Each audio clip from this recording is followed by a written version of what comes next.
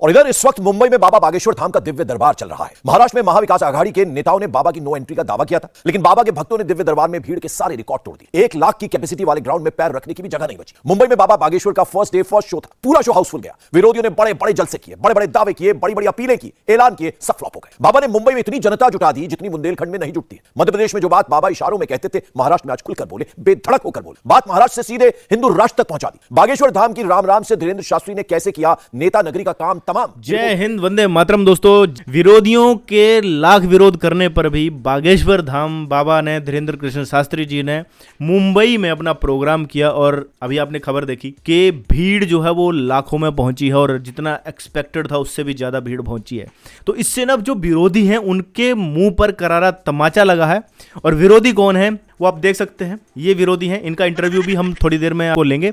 2-4 question इनसे पूछेंगे और फिर जो मुंबई में धीरेन्द्र कृष्ण शास्त्री जी का दिव्य दरबार है, वहां दिव्य दरबार में उन्होंने जो लोगों की समस्याएं बताई हैं वो भी मैं आपको स्क्रीन पे दिखाऊंगा। तो वीडियो पूरा जो देखेगा दोस्तों, और अगर अपने चैनल को सब्सक्राइब नहीं करा है दोस्तों, मित्रों, भाइयों और बहनों, तो चैनल को सब्सक्राइब जरूर कर लीजिए, बेल आइकन को जरूर दबाइए और इस वीडियो का मजा लीजिए।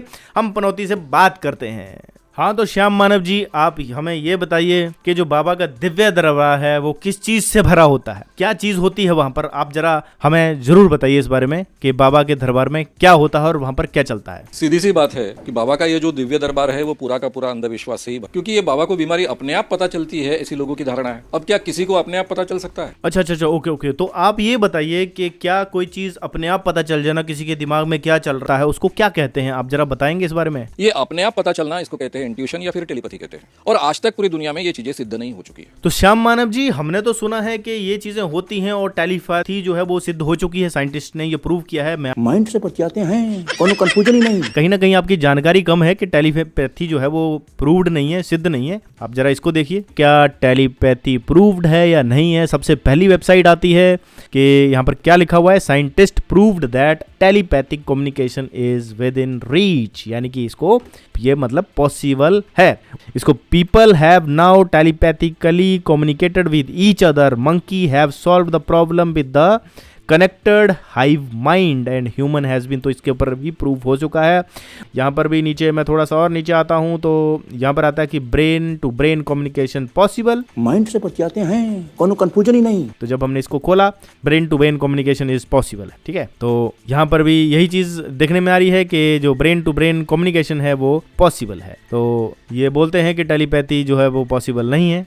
उसके बाद ये देखिए, scientist has proved that to some extent it's possible, telepathy is possible, यहाँ पर लिखा जाता है, ठीक है, पॉसिबल है। तो अब मुझे नहीं पता कि श्याम मानव जी कौन सी साइंस पढ़ते हैं, कौन से स्कूल से वो आते हैं। कुछ आर्टिकल्स हैं, scientific look into another way of making telepathy possible, namely they try to do so with technology. In 2004 teams of researcher carried out such an experiment that prove successful. देखिए, यहाँ पर technology का use करके उन्होंने कहा telepathy possible है। और नहीं तो क्या?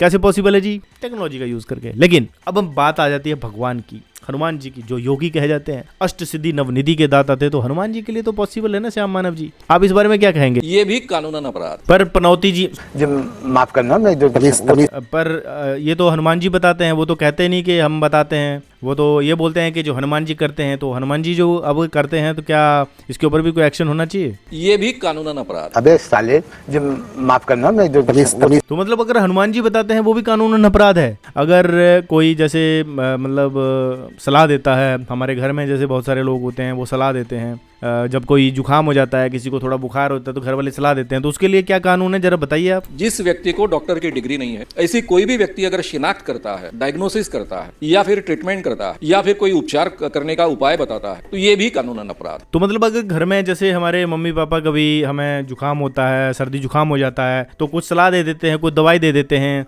तो आप इस बारे में क्या कहना चाहें, क्या वो भी कानूनन अपराध है? जिस व्यक्ति को डॉक्टर की डिग्री नहीं है, ऐसी कोई भी व्यक्ति अगर शिनाख्त करता है, डायग्नोसिस करता है या फिर ट्रीटमेंट करता है या फिर कोई उपचार करने का तहत। पर हमारे तो रिश्तेदारियों में और घर में और जो हमारे दोस्त होते हैं, यार दोस्त होते हैं, वो अगर कहते भी हैं तो क्या वो ये भी कानूनन अपराध है? आप जरा इस बारे में भी कुछ बताइए। केवल मुंह से कहना भी कानूनन अपराध है। तो पनौती जी, मतलब माफ करना, मैं जो पुलिस बताइए, क्या मुंह से कहना भी कानूनन अपराध है? एक बार फिर से बता दीजिए, मेरे को समझ नहीं आ रही है। मुंह से कहना भी कानूनन अपराध है। तो मतलब अगर हम घर वालों की सलाह भी नहीं लें तो उसको क्या मतलब जेल में डाल दें क्या? पापा घर में हैं या कोई यार दोस्त है या रिश्तेदार हैं, तो उनको वो अगर हमें सलाह देते हैं कि भैया दवाई में ये थोड़ी दवाई खा लो या कुछ कर लो या काढ़ा पी लो, तो क्या ये भी कानूनन अपराध है? एक बार फिर से बता दीजिए। तो ये भी कानूनन अपराध, केवल मुंह से कहना भी कानूनन अपराध। नहीं, कुछ ना कुछ गड़बड़ है, क्योंकि यहाँ पर जिनको सलाह दी जा रही है वो तो कंप्लेन नहीं कर रहे हैं, जिनको सलाह दी जा रही है वो तो कंप्लेन नहीं कर रहे हैं। अब जैसे मान लो मेरे घर वालों ने मुझे सलाह दी, लेकिन मुझे उससे फायदा हुआ,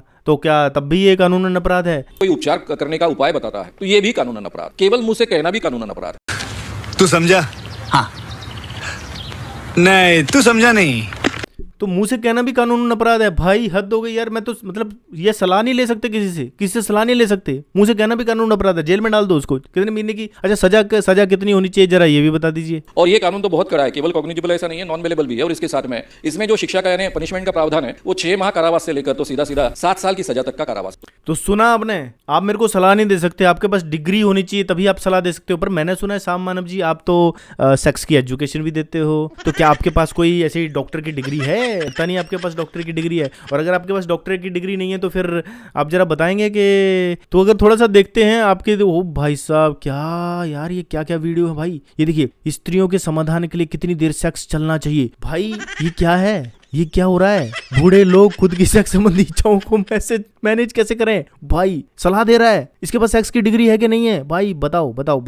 ये देखो, ये तो ब्रह्मचारी कैसे अपनी सेक्स की तो नियत। ओ भाई साहब, ये देखो, ओ माय गॉड, इनको तो मैं पढ़ भी नहीं सकता। क्या लिख रहा है ये बुढ़ा? माफ करना, मैं जो पुलिस से भाई ये क्या लिखा जा रहा है?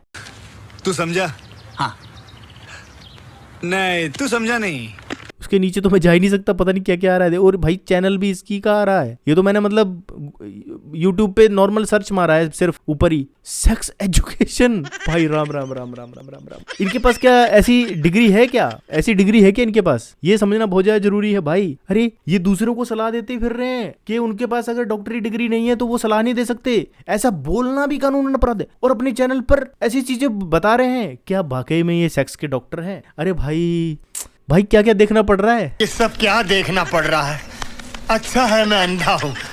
तो श्याम मानव जी, हमारे दर्शकों की सेटिस्फेक्शन के लिए फाइनली बता दीजिए कि जिसके पास अगर सेक्स की कोई क्वालिफिकेशन या डिग्री नहीं है, मतलब सो सेक्स का डॉक्टर नहीं है, क्या वो अगर ऐसी सलाह दे तो उसको क्या करना चाहिए? लास्ट बार बता दीजिए, बस एक बार मेरी तसल्ली के लिए बता दीजिए, बस एक बार, लास्ट बार बस। जो पूरे भारत का एक कानून है, drugs and magic remedies act, जिस व्यक्ति को डॉक्टर की डिग्री नहीं है, ऐसी कोई भी व्यक्ति अगर शिनाख्त करता है, डायग्नोसिस करता है या फिर ट्रीटमेंट करता है या फिर कोई उपचार करने का उपाय बताता है तो ये भी कानूनन अपराध, केवल मुंह से कहना भी कानूनन अपराध है। तो दोस्तों अब क्या बोलना, मैंने इतनी बार इनसे पूछा, बार बार पूछा, इनके खुद के चैनल पे ये सेक्स की एजुकेशन देते हैं, तो किसी को सलाह नहीं दे सकते आप। किसी को सलाह देना, आपके पास अगर वो चीज़ की एक्सपर्टीज नहीं है और आप किसी को सलाह देते हैं तो इनके अकॉर्डिंग वो अपराध है। यानी कि समाज में जितने भी लोग हैं जो अपने दोस्तों को, अपने फैमिली मेम्बर्स को, अपने यारों को उनके अच्छे भले के लिए, उनके वेल विशेस के लिए कोई सलाह दे देते हैं। किसी को जुकाम हो गया तो बोलते हैं काढ़ा पी लो, या तुम हल्दी को दूध में डालकर पियो, तुम्हारे बदन में दर्द है तो हल्दी को दूध में, क्योंकि डॉक्टरी डिग्री तो है नहीं, तो फिर इनके अकॉर्डिंग तो वो मैंने कितनी बार सुनवा दिया,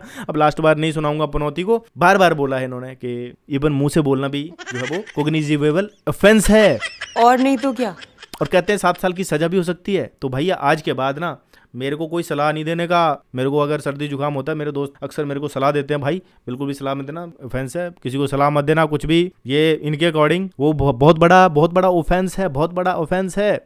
लेकिन अब बागेश्वर धाम वाले बाबा जी अपने दिव्य दरबार में क्या क्या चमत्कार कर रहे हैं वो भी देख लेते हैं। संतों की भूमि और वीरों की भूमि है महाराष्ट्र, जहां हमारे छत्रपति वीर शिवाजी महाराज, जिन्होंने धर्म विरोधियों को नाको चने चबवा दिए थे,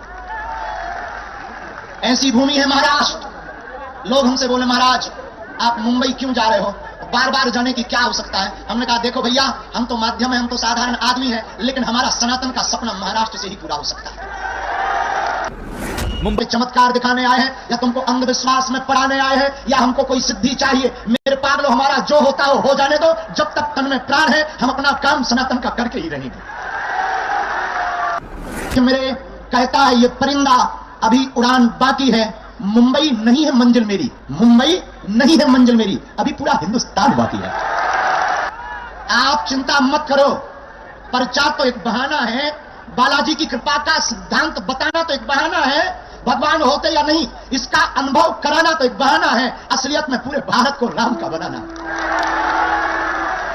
अरे अरे अरे अरे, बाबा तो कह रहे हैं मैं तो अंधविश्वास के अगेंस्ट में हूं। अभी अभी आपने सुना, बागेश्वर धाम वाले बाबा कहते हैं मैं अंधविश्वास के अगेंस्ट में हूं, मैं किसी को अंधविश्वास में नहीं डाल रहा, वो खुद कह रहे हैं। तो फिर ये शाम मानव जी इनको कैसे फंसाएंगे भाई, मुझे तो समझ में नहीं आ रहा, क्योंकि बाबा तो खुद अंधविश्वास के अगेंस्ट में है। वो कहते हैं कि मैं तो अंधविश्वास के अगेंस्ट में हूँ, मेरा तो मकसद कुछ और है, मेरा तो मकसद जो है वो भारत को हिंदू राष्ट्र बनाना है। कहीं ऐसा तो नहीं कि बाबा जी का जो मकसद है हिंदू राष्ट्र बनाने का, इसी वजह से शाम मानव जी इनके पीछे पड़े हुए हैं, मतलब पनौती जी, मतलब शाम मानव जी, यार मुंह से निकल जाता है, माफ करना, गलती से इधर उधर हो जाता है। तो बाबा को एक बार फिर पूछ लेते हैं। तो बाबा, क्या आपको इस बारे में कुछ पता है डिटेल में? और हमें यह भी पता है कि लोग हमें छोड़ेंगे नहीं, लेकिन हम भी नहीं छोड़ेंगे। तो बाबा जी ने बिल्कुल क्लियर कर दिया कि हमें पता है कि लोग हमें छोड़ेंगे नहीं, लेकिन बाबा ने कहा कि हम भी नहीं छोड़ेंगे। ठीक है, तो बाबा ने भी बिल्कुल क्लियर कर दिया है कि हमें पता है कि लोग हमारे पीछे पड़े हैं, लेकिन हम भी छोड़ेंगे नहीं। तो ये होता है सच्चा योद्धा, सच्चा सनातनी, जो सच के लिए लड़ता है, जो खुद कहता है मैं अंधविश्वास के अगेंस्ट में हूं, जो कहते हैं मैं अंधविश्वास में बिल्कुल भी नहीं डालता लोगों को, मैं लोगों को भगवान से जोड़ता हूं, मैं लोगों को हनुमान जी से जोड़ता हूं, और हनुमान जी कोई छोटी मोटी शक्ति नहीं है। बाबा जी के साथ जो है हनुमान जी का साथ है। और दोस्तों, जैसा कि मैंने कहा था कि मैं आपको बाबा जी का चमत्कार भी दिखाऊंगा, तो वो भी दिखा देते हैं जल्दी से। बोले अच्छा, अब आप मना नहीं करेंगे। आपके घर में विघ्न बना हुआ है, बहुत ज्यादा परेशान है, कार्य पूर्ण होंगे, बहन की अर्जी लेकर के आप आए हैं। बहन की बेटी सेजल पर संगति में फंसी हुई है, देर रात तक घर से गायब रहती है, सुधर जाएगी, चिंता ना करें, आशीर्वाद है। और एक बार पकड़े भी गए, इस विषय को लेकर के लड़ाई भी हुई, आपने पकड़ा भी है, और ये उन्होंने नहीं, उनकी माताजी ने नहीं पकड़ा, आपने पकड़ा। माइक से बोलो हाँ या ना। हाँ जी, मैंने पकड़ा था। लो, कहानी खत्म, वो हम देख कर बताते। आपको पेशी करनी है धाम की पेशी करनी। 3 बातें हमने और लिखी। आपकी बहन के लिए देवी अनुष्ठान करवाना है, तो बहन का क्लेश कम होगा, घर में सुख शांति होगी। दुर्गा माता का अनुष्ठान, नवचंडी पाठ करवाइएगा, इससे ही सामंजस्य बनेगा। बच्ची को बार बार बालाजी के दर्शन मोटिवेट करना पड़ेगा, साधारण शब्दों में मोटिवेट करना पड़ेगा। इनका जो बालक है वो भी गलत संगति में फंसा है, ध्रुव गलत संगति में फंसा है, नशा करता है, नशा बहुत ज्यादा कर लेता है, बीच बीच में छोड़ देता है, बीच बीच में ठीक हो जाता है। वो भी हाँ या ना बोलते, वो भी ठीक होगा। चौथा प्रश्न फिर और लिखा, आप अपने पति पर बीच बीच में शक करती हैं, बिल्कुल भी शक ना करें, आशीर्वाद। अब बोलिए, क्या ये सभी बातें ठीक हैं? आपने यहाँ लिखवाई थी क्या? किसी ने पूछा क्या? चलो, सीताराम सीताराम।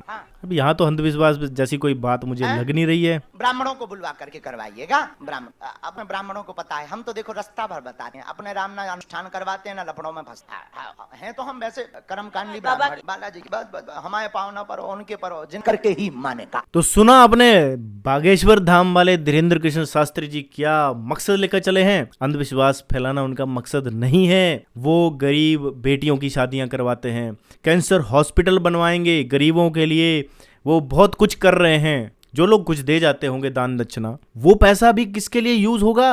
कैंसर हॉस्पिटल के लिए। तो ऐसे साधुओं की, ऐसे संतों की हमारे देश को बहुत ज्यादा जरूरत है। और ये कुछ विधर्मी हैं पनौती, तो ये विधर्मी जो हैं वो हमेशा यही सोचते हैं, यही चाहते हैं कि ऐसे जो धर्म के लिए काम करने वाले लोग हैं वो खत्म हो जाएं, वो उनको खत्म करना चाहते हैं। दोस्तों, पाल घर के संत भी वैसे ही मारे गए थे, जो निहत्थे थे, जो आतंकवादी नहीं थे, उन पाल घर के संतों को जो मारा गया था वहां पर डंडों से, लाठियों से, कुत्ते की तरह पीट पीट कर, ऐसे कोई जानवर को भी नहीं मारता है, ऐसे उनको मारा गया था। तो ये क्या वो सही था? क्या ऐसे लोग उन पाल घर के संतों के लिए कभी आवाज उठाते हैं? ये मानव दानव मानव मतलब पनौती जैसे लोग, ये क्या उनके लिए कभी आवाज उठाते हैं? दोस्तों, नहीं उठाते हैं। दोस्तों, ऐसे संत मिलना मुश्किल है, और ये कोई अंधविश्वास नहीं है। हनुमान जी, हमारे जितने भी इष्ट देवता हैं, सूर्य देव, चंद्रदेव, जितने भी हमारे हिंदुओं के जो देवता है ना, वो प्रकृति से कनेक्टेड हैं। उन जैसे जो देवता हैं, उनके प्रति जो हमारी आस्था है, उस आस्था का मजाक उड़ाते हैं ये लोग। उस आस्था को तार तार करते हैं ये लोग। तो अगर आपको केस करना है तो हनुमान जी के ऊपर कीजिए। अगर आप में दम है, आप में हिम्मत है, बागेश्वर धाम वाले बाबा तो जरिया हैं। और ऐसे हमारे देश में ना जाने कितने साधु संत हैं जो जरिया हैं। कहते हैं गुरु बिना ज्ञान नहीं होता। ये आपको रास्ता दिखा रहे हैं, ये आपको रास्ता दिखा रहे हैं। कहते हैं उंगली अगर चांद की तरफ इशारा करे तो उंगली को इंपॉर्टेंस नहीं देनी होती है, चांद को इंपॉर्टेंस देनी होती है। वो इशारा दिखा रहे हैं हनुमान की तरफ, वो बोल रहे हैं हनुमान चालीसा पढ़ो, आपके सारे दुख दूर हो जाएंगे, मन एकाग्र हो जाएगा, कॉन्सेंट्रेट हो जाएगा। ऐसे ही हमारे देश का भला होने वाला दोस्त। और हमारा मकसद किसी को डिफेम करना नहीं था, हमारा मकसद था आप लोगों के सामने सच्चाई को लाना। और आप इस वीडियो को अगर आपने पसंद करा है, ये वीडियो को अच्छा लगा है तो वीडियो को लाइक जरूर कीजिए, शेयर जरूर कीजिए। ऐसी वीडियो चैनल पर लेके आता रहूंगा, मिलूंगा नेक्स्ट वीडियो में। तब तक दोस्तों जय हिंद, वंदे मातरम, जय बागेश्वर धाम, जय हनुमान, सीताराम सीताराम।